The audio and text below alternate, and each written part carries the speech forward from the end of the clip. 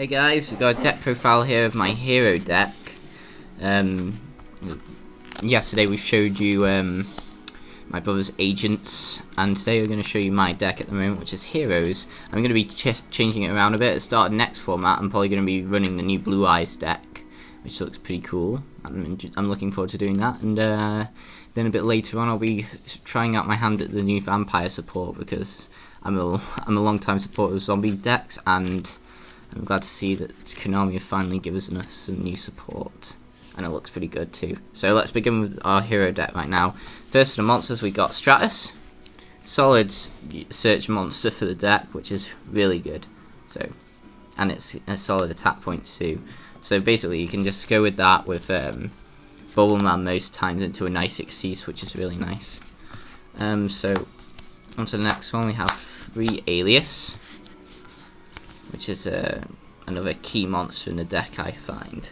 You can do a lot of combos with it, a lot of cards in the deck focus around it, and it's a card that you get out a lot in this deck. With you can search it to hand with Stratus. You usually open with it a lot, or you draw into it a lot. You can search it with Rota, Equal, and all those other things, and it helps you go into a lot of good cards like Paladynamo, and it's that light monster that you need for getting the Shining out. So it's a really good card in that respect, and it's really good attack points. And we have free Bubbleman.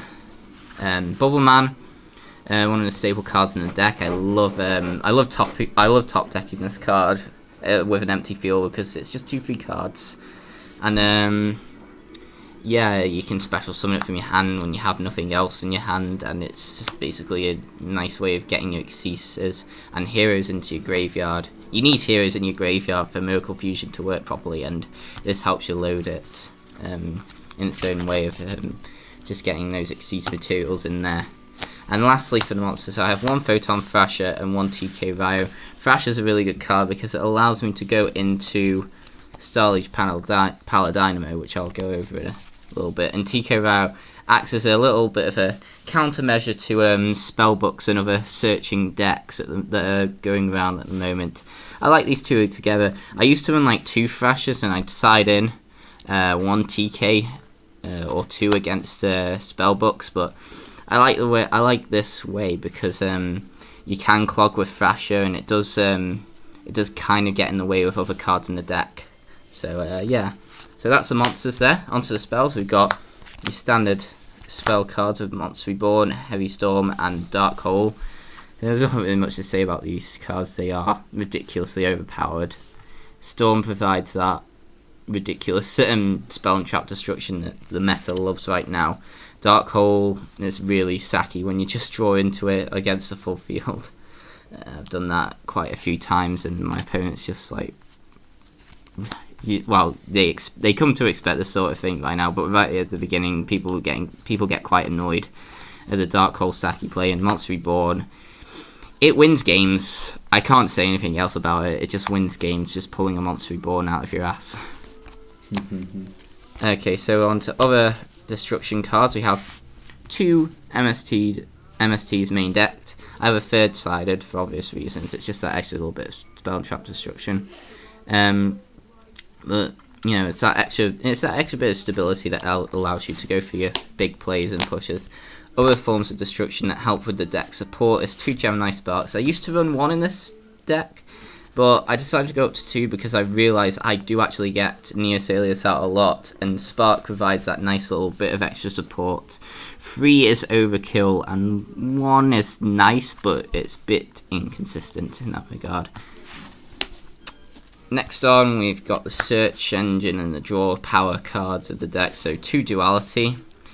If you're getting a bit of a slow start, if you don't open with all your major combo pieces, Duality helps you to hold out and get your resources to your hand, while your spell and traps that this deck has makes up for that turn and allows you to hold out before you can start pushing with the rest of your heroes.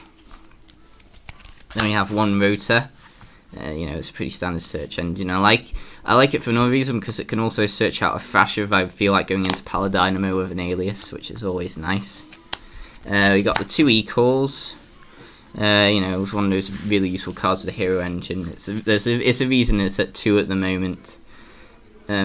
Because it just allows you to just get through your deck and get the cards that you need to your hand, like your Stratus, your Bubble Man, and even Alice and stuff. Then onto the fusions.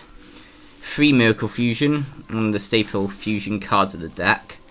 And what can you say about it, really? It allows you to go into all your hero fusions that you want for the deck, you know, like Absolute Zero and the Shining and whatnot. And it's just it's excellent to pull combos with this and the Shining, which is really nice. Good way of getting your heroes out so you can recycle the Shining.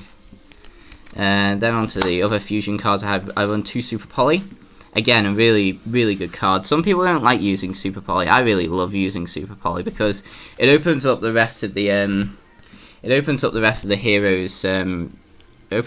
heroes to me. Stuff that Miracle Fusion just can't do, and it takes a monster out of the opponent's field. Yes, you are sacrificing a card in your hand, but hopefully, if you're playing heroes right, you should have sufficient resource in your hand through stuff like Gemini Sparks, or if you decided not to extend with your Bubble Man plays, you will have cards in your hand.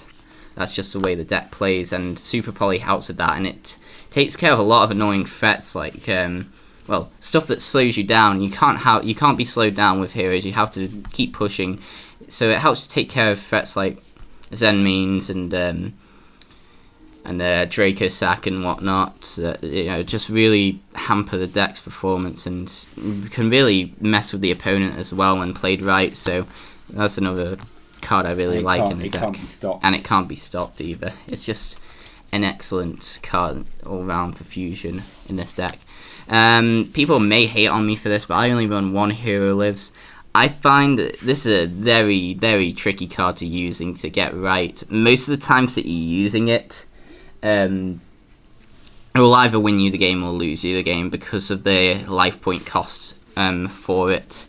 Hero Lives is a fantastic card, don't get me wrong, but if you're being reckless with it, it can cost you the game. But if it's your only option, turn 1, it's not the best, and I hate drawing 2 of these. This deck seems to, you know, the deck I run at the moment seems to always draw these 2 in pairs, like together. I mean, I have like the other one like just on the side here. It's like I draw them exactly like this. I don't draw them like 1 card down or 2 cards down from other. It's always like that, always in the hand, which is really annoying for me. So I like it at this. It allows me to stay in the game late game, and if I do have a bad start and I'm forced to use the Hero Lives, at least I know I won't be drawing into another one and cutting my life points further later game. And lastly, we have a Warrior Returning Live, Tecton, and the Forbidden Lance. Lance is really good as a counter to trap cards and spell cards that will hate on your heroes, and it is quite useful for getting over those monsters just higher than your Shining or your other stronger monsters. And while you're turning alive, it's just another nice recycle card, I find. It's just a nice way of keeping your presence in the duel, because after a lot of playing, especially in a drawn out duel when you've like gone through most of your heroes, just getting your Stratus back to your hand is all you need to like stay in the game, which is a really nice thing. It can basically turn into a free XC summon. Yeah, it's a free XC summon in that regard. Or you can get back other cards you may want in your hand. So onto the traps, I run 2 Mirror Force. 2 Mirror Force of this deck's really nice. I'll just say that right now. It's just that, you know, it punishes overextending monsters and big fields, which is pretty common in this current meta. So it's a good counter at the moment.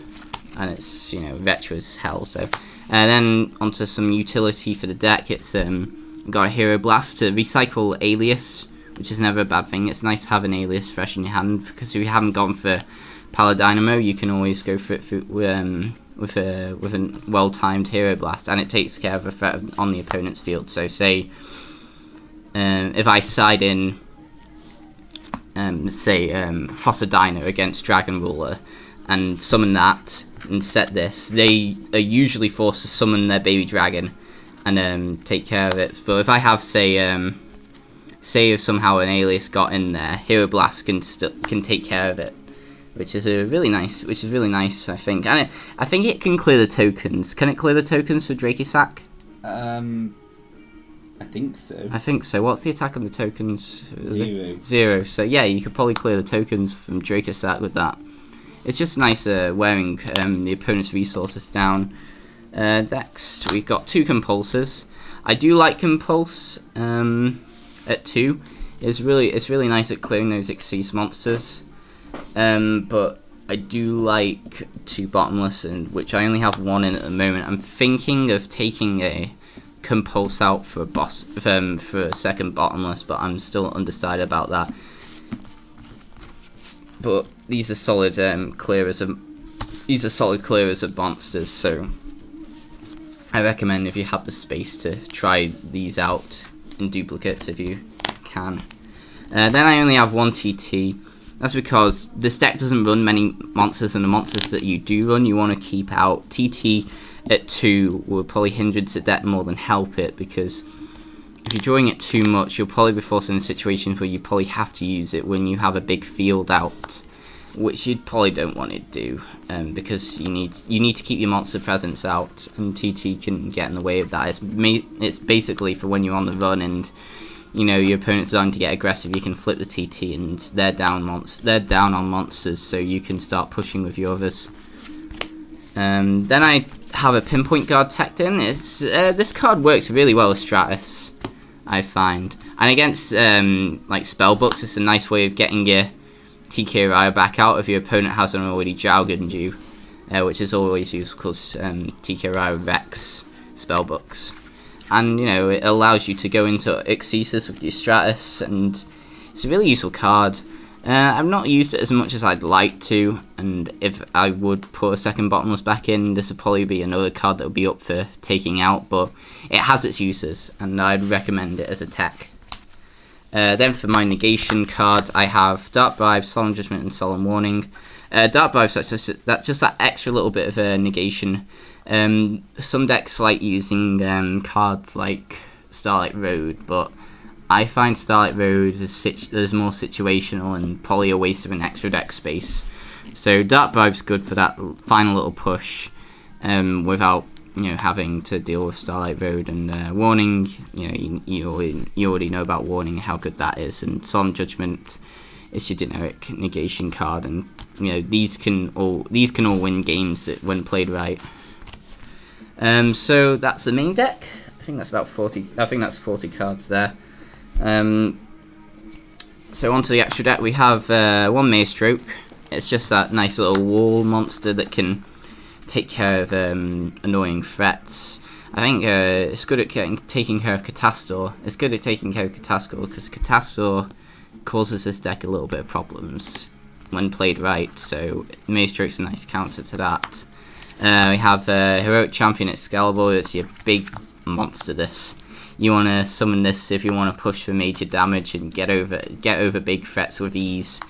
Then you have Utopia, just as like a counterbalance to Excalibur, because you don't always want to go for that big beefy monster. You want to have that like middle of the road beefy monster that can hold its own after a while as well, because Excalibur doesn't have the greatest attack points after its use its effect, and Utopia allows for staying power. Then we have the 2 Blade Armors. I'm undecided whether to like take Blade Armors out for cards like a Blade Armor for, say, like a Gaga Cowboy. I don't actually have a Gaga Cowboy at the moment, so this is alright as it is. But Blade Armor allows you to go for the OTKs and such, which in this deck is never a bad thing. It's good to keep aggressive with it, and you can hit for 4 attacks in one turn with this card, so that's always nice. Then one of my key monsters is Starlight Paladynamo. I love using this card against stuff like Zen Mains and Gachi and Dracosac and such. It's just a nice way of getting over things, and if supported rightly, this card has a lot of staying power.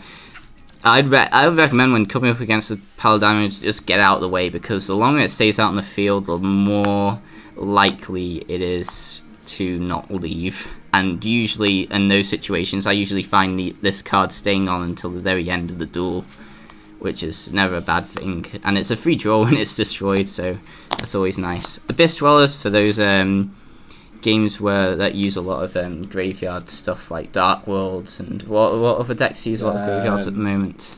Mermails, Dragon Rulers. So Abyss Dwellers are a nice counter to that, and if you're probably going to be summoning it with Bubble Man, so you're going to be getting the attack boost on it as well, which is always nice. So let's see, and the last Xyz monster in the extra deck is Shockmaster.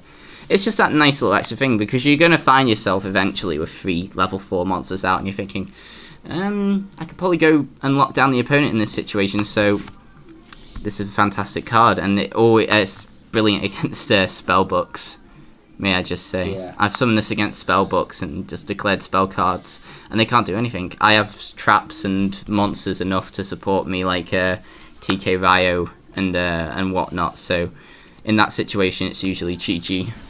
Just play it properly. Yeah, you got to play it properly this deck, because it can affect your other cards, and against spellbooks it will. If you're declaring spell cards, be careful, it might shoot you in the foot, because this deck is very spell heavy. So onto the hero fusions, we have a Escuridao. It's your dark choice for when using Super Poly. You can get some nice attack points out as well, so it's a nice little beefy monster you can get out there. Gaia for like when you come against Earth monsters, which are quite common. You will come against a few Earth monsters, which is like the Dragon Rulers and such, and Gachi. It's a nice way of clearing those out of the way. Great Tornado, you need this against Drakisak. It just clears it out of the way, and then your opponent's monsters' attack points are just plummet, and it just makes it so easier to clear stuff with it. And it's just a great card, and it's not just a thing that you get out to stop Drakisak. It's so much more than that, because it has good attack points as well. 2800 attack points, and not much can get over that. Then we have Nova Master, that fire option for Fire Fists or Zen mains matchups. I've never actually played it with this deck. I've just not come across the right decks with it and used it with Super Poly yet. But I really want to use it because, destroying a monster by battle and getting a free card off it, it just adds that little extra. It's definitely something you need to have in. It's something you need to have in. You need to have it in for the situation, especially if you're using Super Poly, because you never know what you're coming up against. Then Absolute Zero, I only use 1. Some people use 2 when running Free Bubble Man. But I never found a situation where I need to use 2 Absolute Zeros. I always find myself going into my 2 Shining more often, because it's usually with Miracle Fusion, and it's usually to set up a combo.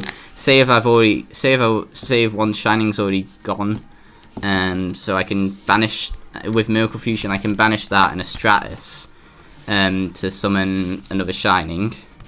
And so when that Shining's destroyed, I can get that recycled to my extra deck, and this back to my hand, which can then open combos with Bubble Man, which is never a bad thing.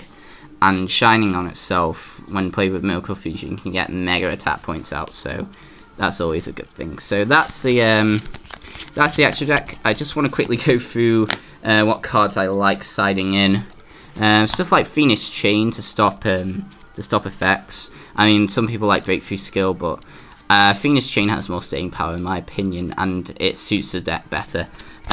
Deep Prisons, I like siding it out against decks like Agents that aren't really bothered by Compulse. And decks that just aren't bothered by Compulse, I like siding this in instead. It's a nice little counterbalance. Dust Tornado and the Third Miss just to get that extra spell and trap destruction out of the way. DD Crow for those decks that still use graveyard access like Mermails and such. Soul Drain, good against Dark Worlds and Mermails and such, and Dragon Rulers. And Mind Drain against anything that likes using hand stuff like Dragon Rulers again. So it's that nice thing. Other cards I like siding in is Fossa Dino. I love Fossa Dino. It's a brilliant card, and I would recommend it to anyone who has it to use in a side deck at the moment, because it's good. But this is my side deck. It's a bit of a mess at the moment. It needs a bit of work. But that was the deck profile. That was Heroes.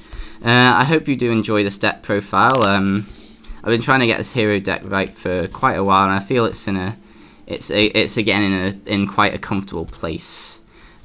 So if you have any changes that you would like to recommend to the hero deck, leave a comment. or if you have a deck that you would like to see shown on this channel, and drop a comment there, and I'll do a profile of that as well. So that was the video. I hope you enjoyed this deck profile, and we'll see you next time.